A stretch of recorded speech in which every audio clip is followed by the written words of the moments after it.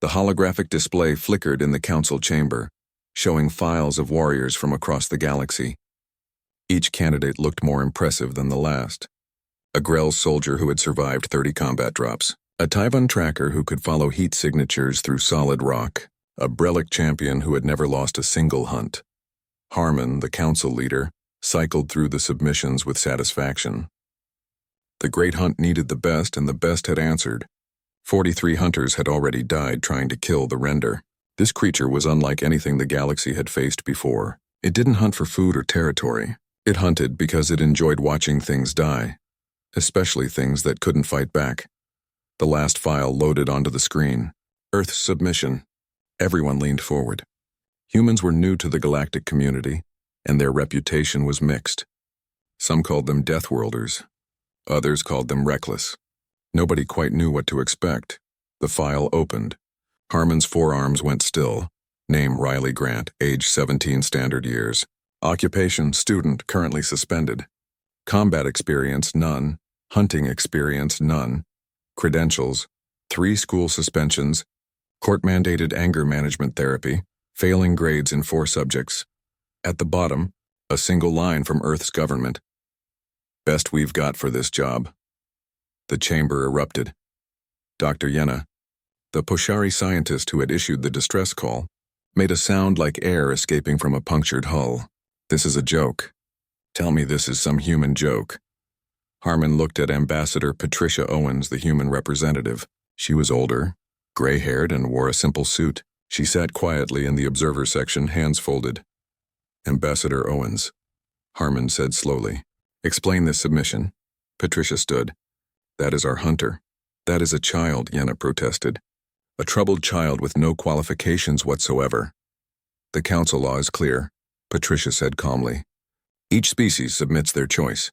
You cannot reject a candidate without documented cause. The cause is obvious, Harmon said. No experience, no training, no... The law says combat experience or equivalent skills, Patricia interrupted. It doesn't specify what those skills must be. Riley has skills you need, such as... Yenna demanded. Patricia smiled slightly. You'll see, Harmon wanted to argue. He wanted to reject this insanity. But she was right about the law. The Great Hunt was open to all species, all candidates. Refusing Earth's choice would be an insult that could damage diplomatic relations. Fine, Harmon said, but I'm assigning a partner. Someone experienced. Riley works better alone, Patricia said. Not negotiable. 2 days later, Riley Grant arrived at Oversight 7 Station. The docking bay was busy with ships from a dozen worlds. Hunters arriving, checking weapons, comparing stories. Warriors who had spent lifetimes perfecting their craft. Riley stepped off the small Earth transport alone. No team, no entourage, no fancy equipment. Harmon watched from the observation deck. The human was shorter than expected, thin, wore strange Earth clothing, soft fabric pants, and a black shirt with symbols on it. Carried an old backpack and a metal case that looked like it had been dropped several times. Kendra, the Tyvon tracker Harmon had chosen as partner, waited in the docking bay. She was professional, decorated, had 14 confirmed kills of dangerous predators. She looked at Riley approaching, and her tail went rigid with disbelief. You're the human hunter? Kendra asked. I'm Riley, the human said, and I'm not a hunter. Then what are you doing here? Ask your council. I didn't volunteer for this. They walked through the station toward the briefing room. Other hunters stared. Some laughed. A massive Brelic warrior named Torvan stepped into their path. This is Earth's champion? Torvan's voice rumbled. A hatchling. Move, Riley said flatly. Or what, small one? Riley looked up at the warrior who stood 3 times taller. Or nothing. I don't care, but you're in my way and I want to get this over with. Something in Riley's eyes made Torvan step aside. Not fear, not respect. Just complete indifference to the warrior's size or reputation. The briefing room filled with hunters, scientists, and council members. Harmon activated the central display. Footage played of the render attacking a settlement. 6 legs, armored hide, intelligent eyes. It moved through the colony systematically, choosing victims. A family hiding in their home. Children in a shelter. Elderly refugees who couldn't run. The footage was brutal. Most hunters looked away at some point. Riley watched everything, expression blank. The render is believed to be the last of its species, Yenna explained. It has superior strength, speed, and intelligence. It has killed 43 trained hunters across 6 worlds. Standard weapons barely slow it down. Tracking is nearly impossible because it doesn't follow predictable patterns. It targets civilians exclusively, Harmon added. Never attacks armed groups or military targets. Only the vulnerable. Riley spoke for the first time since entering the room. Does it kill children? The room went quiet. Yes, Yenna said softly. Preferentially. Riley's jaw tightened. Just for a moment, something flashed across that blank expression. Something cold. Where is it now? Riley asked. Planet Sorrow's Edge. Agricultural settlement called New Haven. Attacked 4 days ago. 12 dead. How many children? 5. Riley stood. Then stop wasting time showing me videos. Give me the coordinates. Harmon leaned forward. You will work with Kendra. You will follow established hunting protocols. I'll do what works, Riley interrupted. Are we done here? The disrespect shocked everyone. You didn't interrupt a council leader. But Harmon saw something he hadn't expected in Riley's face. Not arrogance, not youthful rebellion, purpose. One question, Harmon said. Why did Earth send you? Riley picked up the metal case and headed toward the door. Stopped at the threshold without turning around. They didn't tell you? I'm good at dealing with things that hurt people who can't fight back. The door closed behind Riley. The room stayed silent. Kendra looked at Harmon. I'm supposed to hunt with that? Patricia Owen spoke from her seat in the corner. No, dear. You're supposed to watch and learn what it means when a human decides someone needs to be stopped. She smiled, but there was sadness in it. Riley lost someone. Someone young. Someone the system failed to protect. You asked for hunters. We sent you something much more dangerous, and what's that? Yenna asked. A human with a reason. Kendra's ship dropped out of faster-than-light travel above Sorrow's Edge. Through the viewport, the planet looked peaceful. Green continents, blue oceans, white clouds. Hard to believe something was down there killing people for fun. Riley sat in the passenger seat silent for the entire 3-hour journey. Kendra had tried making conversation twice. Both times Riley gave one-word answers and went back to staring out the window. You know, Kendra said as they entered atmosphere, you could at least pretend to be interested in the mission briefing. Riley didn't look away from the window. Already read it, and? And 12 people are dead. What else do I need to know? Kendra's scales rippled with frustration. You need to know terrain, weather patterns, the render's movement history, attack strategies used by previous hunters, weapon effectiveness rates. I need to see the settlement, Riley said. That's all. You've never hunted anything before, have you? Nope. Never tracked prey? Never studied predator behavior? Nope. Then what exactly do you plan to do down there? Riley finally turned to look at her. Those human eyes were strange. Not the color, but the way they looked at you. Like they could see something underneath. I don't hunt, Riley said. I protect. There's a difference. Kendra wanted to argue, but they were already approaching New Haven. The settlement appeared below them. Small, maybe 300 buildings. Agricultural land stretching in every direction. Mountains to the north. 5 other ships sat in the landing area. The other hunters had arrived days ago. They touched down near the settlement's community center. Outside, Kendra could see families loading belongings onto transport vehicles. Getting ready to evacuate smart. The render had attacked here once. Might come back? Riley climbed out of the ship before it fully powered down. Walked straight toward the community center without waiting. Inside, survivors sat in small groups. Different species mixed together. Poshuri Grells, a few Tyvan, all farmers. All scared. A Grells administrator approached them. Are you more hunters? She is, Riley said, pointing at Kendra. I'm just here to help. The administrator looked confused but nodded. The other hunters left this morning. Following tracks into the mountains. They believe the render has a den somewhere in the northern peaks. Good for them, Riley said. Can I talk to the survivors? Of course, but I'm not sure what. Riley was already walking toward a group of children sitting in the corner. Kendra followed, confused. The children were playing with drawing tablets, trying to distract themselves. A young Pashari girl sat slightly apart from the others. She wasn't drawing, just staring at her blank screen. Riley sat down on the floor next to her. Not across from her. Next to her. Same level. Hey, Riley said quietly. The girl looked up. Her eyes were too old for her face. I'm Riley. What's your name? Lena! That's pretty. You okay? Lena shook her head. Yeah, Riley said. Stupid question. Sorry. They sat in silence for a moment. Then Riley pulled out a small device. A human phone. Showed Lena the screen. A picture of two humans. Riley and a younger boy both smiling. That's my brother. His name was Cameron. He's not around anymore. Lena looked at the picture, then at Riley. The monster got him? Something like that. Does it stop hurting? Riley was quiet for a long moment. No, but you learn to carry it. And you make sure other people don't have to hurt the same way. Lena nodded slowly. Then she said something that made Kendra's blood go cold. It came back. Riley went very still. What? After it hurt people? After it left. We were outside and I saw it. In the trees. Just watching us. When? The next day. It was there for a long time. Just looking. Riley stood slowly. Walked over to the administrator. The attack was 4 days ago. When did the first hunters arrive? 3 days ago. Why? And they went straight to the mountains? Yes, the tracks led north. Riley looked at Kendra. It's not in the mountains. How could you possibly know that? Because it's still here watching, feeding off the fear. Kendra's tail lashed. That's ridiculous. 5 experienced hunters tracked it. They found physical evidence. They found what it wanted them to find, Riley said. This thing doesn't hunt for food. It hunts for fear. Why would it leave? You're basing this on the word of a traumatized child? I'm basing this on understanding predators who enjoy causing pain. We have them on Earth too. They don't just attack and leave. They come back.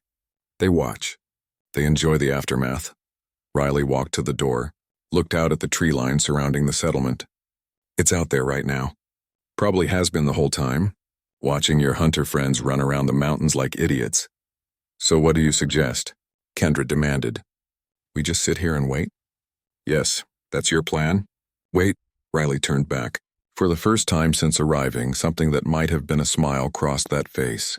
It wasn't a nice smile. The other hunters are chasing it, trying to find it in the wilderness on its terms, in its territory. That's hunting. And what's protecting? You make it come to you. You control the ground. You understand what it wants and use that against it. And what does the render want? Riley pulled off the black shirt, revealing a plain white one underneath. Handed the black one to Lena. The girl's eyes widened. Something to remember? It gets better, promise. Then Riley looked at Kendra. The render wants to see people scared. Wants to feed on trauma. So we give it a target it can't resist, which is someone standing between it and the people it wants to hurt. Someone who isn't afraid. Someone who's really, really angry.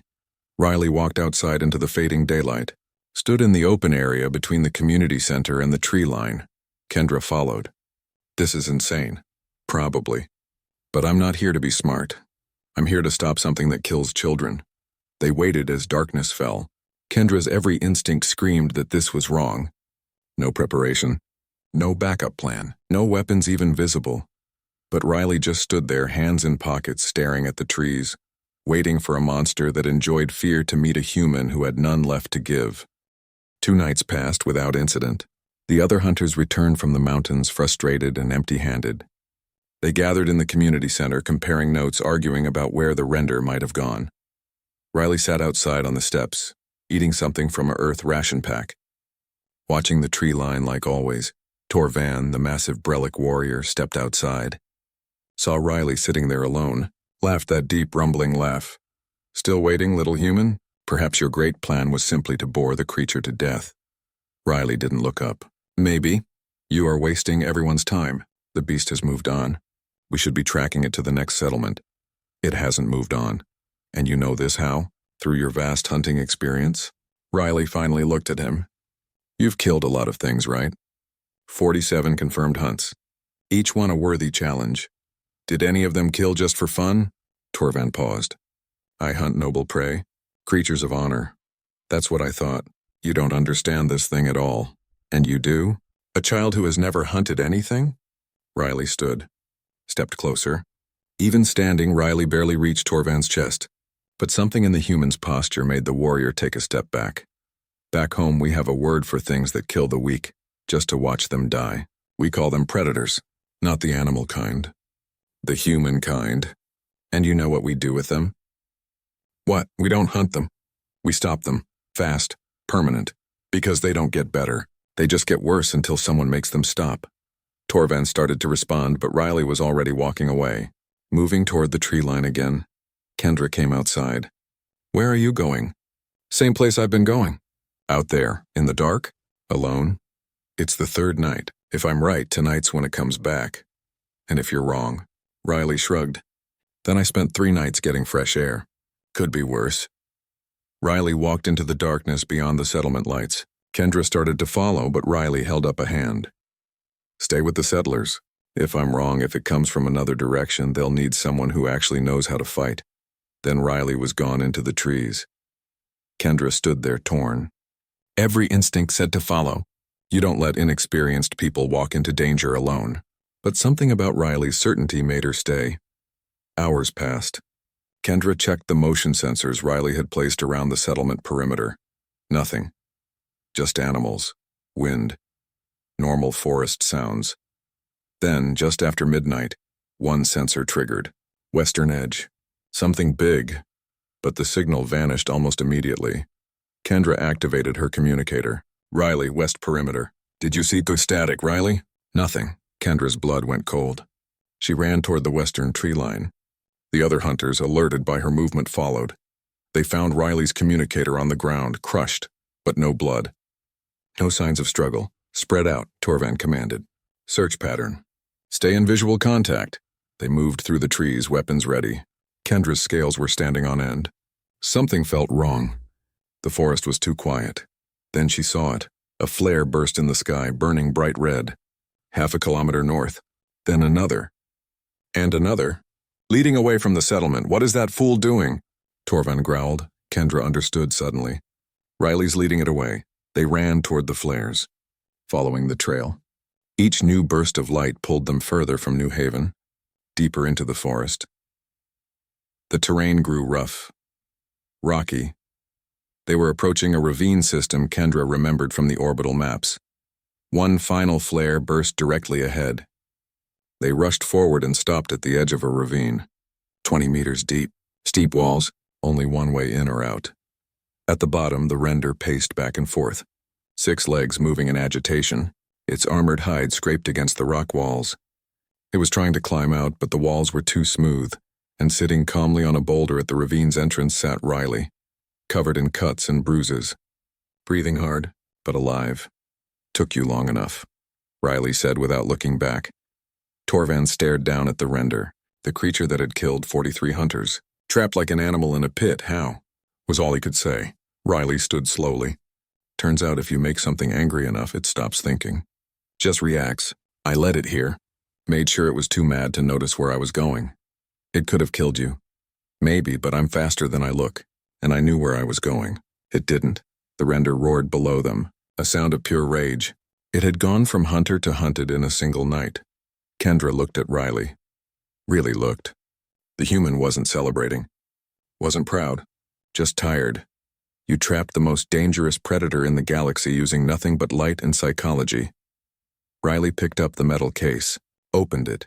Inside were basic climbing gear and a simple plasma pistol. Nothing fancy. It's not trapped because I'm clever. It's trapped because it got used to things being afraid of it. Forgot that sometimes the scared thing fights back.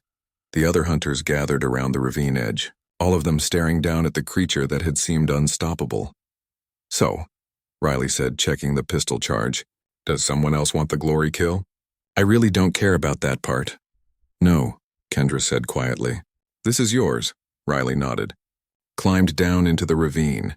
The render saw the human coming and charged, but it was exhausted from trying to escape, confused, afraid for the first time in its existence. Riley's shot was quick, clean, professional. No ceremony, no speech, just the job done. Riley climbed back out, looked at the assembled hunters. Can we go now? I have homework I'm already late on. Torvan stepped forward. I owe you an apology, human. No, you don't. You're a hunter. You think like a hunter. I'm not a hunter. I think like someone who's seen people get hurt and decided to stop it from happening again. Riley walked past them, heading back toward the settlement. Kendra fell into step beside the human. Your brother, Cameron, what happened? Riley was quiet for a long time. Drunk driver. Third offense. System let him keep his license because he had good lawyers. Cameron was 12. Crossing the street to school. I'm sorry. Me too. That's why I'm here. Things that hurt people who can't fight back don't get to keep doing it. Not if I can help. They walked in silence back to New Haven. Behind them, the other hunters began the task of retrieving the render's body. But they all knew the real hunt had been something else entirely. Not about tracking or weapons or strength. About understanding that some things need to be stopped and having the courage to stand in their way. Even if you're just an angry teenager with a failing GPA. News traveled fast across the galaxy. Within 6 hours of the render's death, every major news network was running the story. The creature that had killed 43 trained hunters had been stopped by a 17-year-old human with no experience. Riley sat in a waiting area outside the council chamber, ignoring the reporters trying to get interviews through the windows. Just wanted to file the mission report and go home. The doors opened. Harmon gestured for Riley to enter. Inside, the council had assembled. Not just Harmon and Yenna, but representatives from a dozen species. All wanting to understand how this impossible thing had happened. Riley stood in the center of the chamber, hands in pockets. The full tactical breakdown, please, Harmon said formally. Riley sighed. There's no breakdown. It killed people who couldn't fight back. I made it focus on me instead. Led it somewhere it couldn't escape. Stopped it, done. But the method, Yenna pressed. The psychological approach. The use of its own aggression against it. This is sophisticated beyond its common sense, Riley interrupted. Thing enjoyed causing pain. So I made it angry. Angry things make mistakes. It made mistakes. I didn't. A Grell's counselor leaned forward. But surely you can share the technique. The training that prepared you for... There's no technique, Riley said, voice flat. You see something hurting people who can't defend themselves, you stop it. That's not a technique. That's just being a decent person. Silence filled the chamber. They wanted formulas, strategies, something they could teach and replicate. Riley was telling them it was just basic morality. Kendra stepped forward. She'd been standing at the back, observing. Permission to add to the report? Harmon nodded. 2 years ago, Riley's younger brother was killed by a repeat drunk driver, someone who should have been stopped by the legal system but wasn't. Riley's anger management issues, the suspensions, the court dates, all came from confronting people who hurt others without facing consequences. She looked at Riley. Earth didn't send a hunter. They sent someone who can't walk away from injustice. Riley's jaw tightened but said nothing. Before Harmon could respond, an alert sounded through the station. Emergency broadcast. Priority 1. The chamber's main display activated. A distress call. Colony ship Horizon's Hope. Refugee transport carrying 3,000 civilians. Under attack by raiders. The image showed the massive ship surrounded by 7 smaller attack craft. Zelnith raiders known for capturing refugees and selling them. Galactic Defense Forces were responding but were 3 days away. Too far. The raiders would breach the hull in hours. Harmon studied the tactical display. This is not a hunting situation. This is military action. We have no authority to... How long until they breach? Riley asked. Everyone turned. Riley was staring at the display with that same blank expression from the briefing about the render. 6 hours, Yenna said. Maybe less. But as the council leader said, this isn't... Get me a fast ship, Riley said. And someone who can actually fly it. Absolutely not, Harmon said. This is beyond your... There are children on that ship. The way Riley said it made the chamber go quiet. Riley turned to face Harmon directly. You showed me that video of the render. Showed me it targeting kids. You knew that would matter to me. You knew I'd go. Harmon's scales shifted uncomfortably. So here's another situation. 3,000 people, including families and children, about to be captured by raiders. Defense forces too far away. You going to help them or just watch? We don't have the authority, Harmon repeated. The council cannot sanction... Then I'm not asking as a hunter. I'm asking as a person. Give me a ship. I'll handle the rest. Ambassador Patricia Owens spoke from her observer seat. Riley, you don't have to do this. Riley looked at her. Yeah, I do. You know I do. Patricia nodded slowly, sad but not surprised. Torvan stepped forward. I will go. I wish to learn more of this human method. No, Riley said. I am a decorated warrior. I can... This isn't about testing yourself or learning methods. This is about people dying if someone doesn't help. If that's not why you want to go, stay here. Torvan stepped back, offended. Kendra moved forward. I'm going. Not for glory, because it's right. Riley studied her for a moment, then nodded. A small Poshari scientist named Yara raised her hand timidly. I'm not a fighter, but I'm good with ships, with systems. If you need technical support, welcome aboard, Riley said. A Tyvan medic named Roth stepped forward. Someone should come who can treat injuries. Riley looked at the three of them. You understand this isn't a hunt? This is a rescue. We're not going to fight raiders. We're going to protect refugees. If the raiders leave, we let them go. And if they don't leave? Kendra asked. Something cold crossed Riley's face. Then we make sure they regret not taking the chance when they had it. Harmon stood. I cannot officially sanction this. Good, Riley said. Then if it goes wrong, blame me. Earth's used to me screwing up. Patricia smiled slightly at that. 1 hour, Riley said to the team. Grab what you need. Light and fast. This isn't about fighting 7 ships. It's about making sure 3,000 people live through the next 6 hours. They dispersed to prepare. Riley started to follow, but Patricia caught up. Riley, if you don't come back, tell my mom I tried. Tell my teachers I'm sorry about the homework. Tell Cameron, Riley stopped. Tell Cameron I'm doing what we talked about. Taking care of people who need it. He'd be proud of you. He'd tell me I'm being an idiot. But yeah, he'd be proud. Riley headed toward the docking bay. Behind them, Harmon watched on the display as the Horizon's Hope sent another distress signal. Yenna approached him. You're letting them go. I'm not stopping them. There's a difference, is there? Harmon's forearms crossed. That human just taught us something about ourselves. When we see injustice, we debate authority and jurisdiction. Humans see someone in trouble and ask how fast they can get there. On the display, the raiders moved closer to the refugee ship. The clock was running. And somewhere in the docking bay, an angry teenager was about to show the galaxy what humans meant by protection. Space looked empty at first glance, just stars and darkness. But as Kendra's ship dropped out of faster-than-light travel, the scene ahead made her stomach turn. The Horizon's Hope was massive. A colony transport built for families, not combat. Slow, barely armed, designed to carry hope to new worlds. 7 attack craft circled it like scavengers around a dying animal. Small, fast, heavily armed. Zelnith raiders who specialized in exactly this kind of target. People who couldn't fight back. Riley sat in the co-pilot seat watching the tactical display. Had been silent for the entire 2-hour flight. Just studying the patterns. They're playing with them, Yara said from the technical station. Her voice shook. Firing warning shots. Making them afraid before they board. Good, Riley said. Everyone looked at the human. Good? Kendra demanded. How is that good? Because they're focused on the fear. Not watching for threats. Yara, can you jam their communications in 3 minutes? Yes, but do it. Kendra, get us docked on the Horizon's dark side. The side facing away from those ships. Roth, get medical supplies ready. We're going in. They approached the massive refugee transport from below, using its bulk to hide from the raiders. The Horizon's Hope was dark on this side, powered down to conserve energy, conserving for a fight they couldn't win. Kendra matched velocity and docked with an auxiliary port. The seal hissed. They were in. Inside the Horizon was chaos. 3,000 refugees from 4 different species. Families huddled in corridors. Children crying.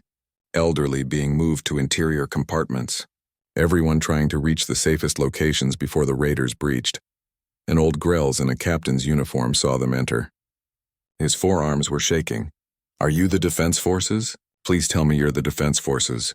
We're not military, Riley said. We're just people who don't like bullies. I'm Riley. This is Kendra, Yara, and Roth. Where are families gathering? The captain, whose name was Weston, looked at Riley like the human had grown a second head. Your children. I'm 17. Old enough to know right from wrong. Now where are the families? Something in Riley's tone made Weston respond. Central compartments. Level 3. But what can you possibly get everyone there now? Anyone who can't fight, anyone vulnerable, anyone scared. Get them to the most protected space in this ship. And then what? Then you stay with them. Keep them calm. Tell them help arrived. But you're just 4 people against... We're not here to fight a war, Riley interrupted. We're here to protect people. There's a difference. Now move, Weston moved. Something about the human certainty was contagious. Riley turned to the team. Yara, can you access their communication system? Already done. Patch me through to the raiders. Are you insane? Kendra hissed. Probably. Do it. Yara's fingers flew across her portable terminal. You're on. Riley activated the communicator. Attention, raider ships. This is your one chance to leave. Take it. Silence. Then laughter came through the speakers. Multiple voices, all amused. Who is this? A rough voice, the lead raider. Someone who's decided you're not worth keeping alive. Leave now. You won't get another warning. More laughter. You have no weapons. No fleet, no hope. Surrender or watch your families die slowly. Riley's expression didn't change. I didn't threaten you as a soldier. I promised you as someone who's already decided you're not worth saving. Your choice. Leave or stay. But if you stay, you don't get to complain about what happens next. Riley cut the connection. That was your plan? Kendra demanded. Threaten them? No. That was me giving them a chance they don't deserve. Come on, we're going outside. Outside? Outside where? The hall. We're not defending from inside. We're using the horizon itself as our terrain. They suited up in emergency space gear. Riley led them through maintenance tunnels to the exterior access points. Yara stayed inside, working on the ship's systems. The rest followed Riley into the void. The hull of the Horizon's Hope stretched in all directions. Massive, dark, riddled with sensor arrays, communication dishes, and maintenance structures. Riley moved along the hull using magnetic boots and tether lines. Kendra, you take the portside sensor array. If any raiders try to dock there, make their approach difficult. Not impossible, just annoying. And you? I'm going to board their ship. Kendra grabbed Riley's arm. That's suicide, only if they catch me. Yara, which raider ship is closest? Yara's voice came through the suit communicator. Raider 3, 50 meters from the starboard airlock. They're preparing to breach. Perfect. Keep them distracted for 30 seconds. How? Make them think we're trying to break their hack. Make them focus on their boarding systems. Riley moved across the hull, faster than Kendra thought possible, like the human had done this 1,000 times. Reached a position directly above where the raider ship was approaching.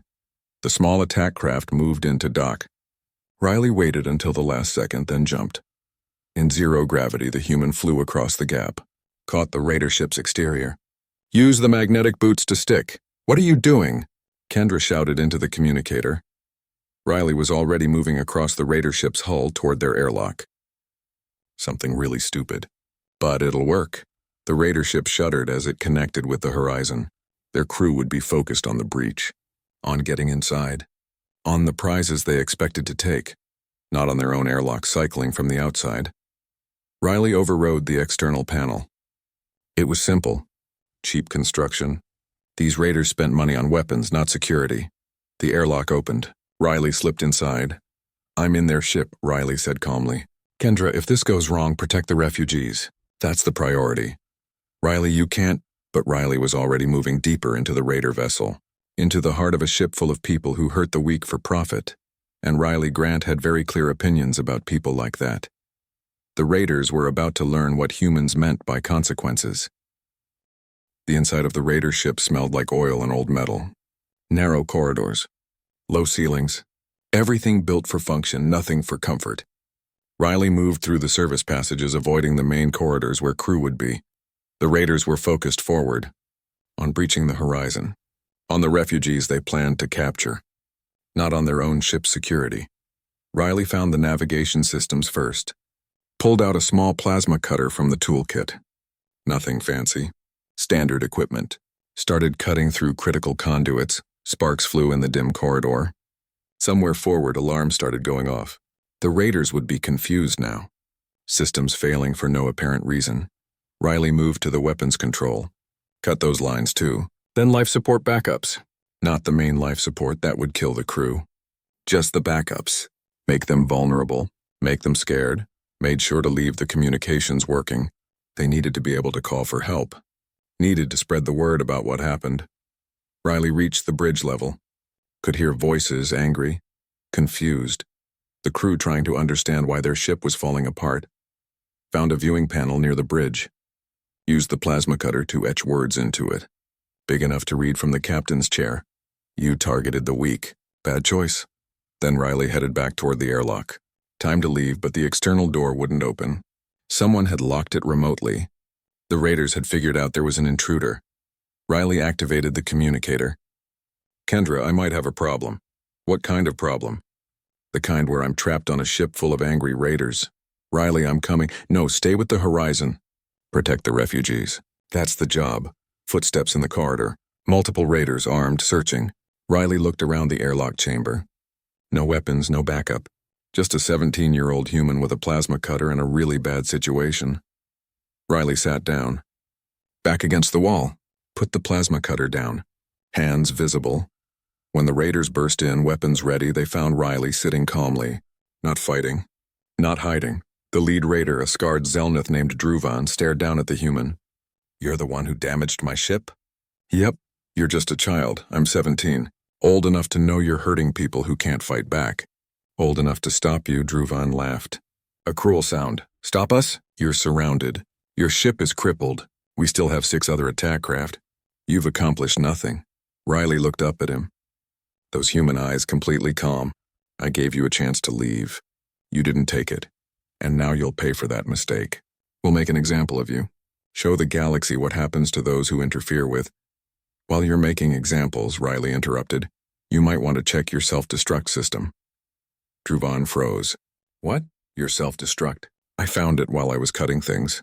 Set it on a timer. 5 minutes. Maybe 4 now. Haven't really been counting." The raider's face went pale. "You're bluffing." "Am I?" "Your navigation is dead. Weapons offline. Life support backups destroyed. You think I couldn't figure out the self-destruct?" Druvan grabbed Riley by the collar. Lifted the human off the ground. "Where is it?" "What did you do?" Riley stayed calm. "You've got time to get your crew to escape pods. Or you can waste it hurting me.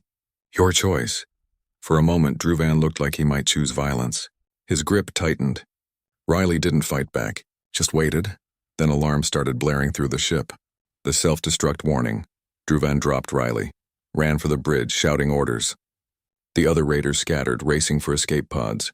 Riley activated the communicator. "Kendra, they're evacuating. You've got about 3 minutes to get me off this thing."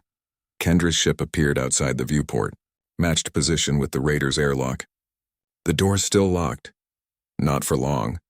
Riley used the plasma cutter on the internal panel. Crude, but it worked. The door opened. Riley crossed to Kendra's ship. The airlock sealed. They pulled away as the raider vessel's crew evacuated in pods. "Did you actually set the self-destruct?" Kendra asked. "Yes. You could have died. But I didn't. And now their ship is gone, their crew scattered, and they're going to tell every raider in the sector what happened. Sometimes the best weapon is a reputation." They watched as the raider ship exploded. Small. Contained. No one killed, but the message clear. 2 more raider ships broke formation and fled immediately. Then 2 more. Within minutes, only 1 remained. Riley opened communications. "Last ship. Last chance. Your friends are gone. Defense forces arrive in 30 minutes. Leave or explain to them why you're still here threatening refugees." The last raider ship hesitated. Then its engines flared and it vanished into faster-than-light travel. Inside the Horizon's Hope, 3,000 refugees slowly realized they were safe. Families emerged from shelters. Children stopped crying. Captain Weston stood on the bridge, staring at the empty space where 7 raider ships had been. Riley's team boarded the Horizon again. Weston met them at the airlock. The old Grell's had tears in his eyes. "You saved us. 3,000 lives." "We did what anyone should do," Riley said. "Stood between predators and prey. That's all. The galaxy will hear of this. You'll be celebrated as heroes." Riley looked tired. "I'm not a hero. I'm a kid with anger management issues who can't walk away when someone needs help. There's a difference." Roth was already treating refugees who'd been injured in the panic. Yara was helping restore the Horizon systems. Kendra stood beside Riley, finally understanding. "You knew the raiders would leave once they were scared?" Kendra said. "You planned that from the beginning. They're predators. Predators don't fight when the risk is too high. They find easier prey. I just made us very, very high risk." Defense forces arrived 20 minutes later. They found the Horizon's Hope intact, raiders gone, and 4 very tired people who insisted they were just helping out. Back on Oversight 7, Harmon watched the reports come in. Ambassador Patricia sat beside him. "Your species is troubling," Harmon said. "We asked for hunters. You sent someone who doesn't hunt. You asked for someone to stop a predator. Riley stops predators. Just not the way you expected. And now, what happens to Riley?" Patricia smiled. "Riley goes home. Back to school. Back to anger management therapy. Back to being a troubled teenager who probably fails algebra. After this, after proving to be one of the most effective operatives in recent galactic history, Riley doesn't want to be an operative. Doesn't want glory or recognition. Just wants to live a normal life and occasionally stop bad things from happening to good people." Harmon was quiet for a moment.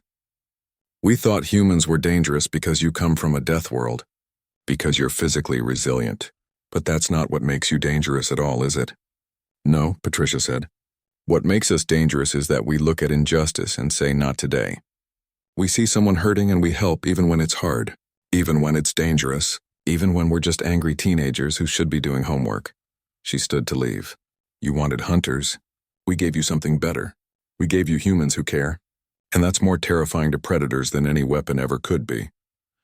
Weeks later, Riley sat in a classroom on Earth. Teacher droning on about something. Math, probably. Riley wasn't paying attention. A message came through on the phone. From Kendra. "Another situation. Colony needs help. Thought of you." Riley looked at the message for a long time. Thought about saying no. About just being a normal kid. Then thought about Cameron. About Lina on Sorrow's Edge. About 3,000 refugees who almost died. Riley typed back, "When and where?" The teacher called on Riley for an answer to some equation. Riley had no idea what the question was. "Sorry," Riley said. "What was that?" Some things never changed. Failing grades. Anger management. A complete inability to focus in math class. But some things did change. The galaxy now knew that when they called for help, Earth might send a hunter, or they might send something far more dangerous, a human who refused to let someone suffer if they could do anything about it. Even if that human was just an angry teenager with homework problems and a very clear sense of right and wrong.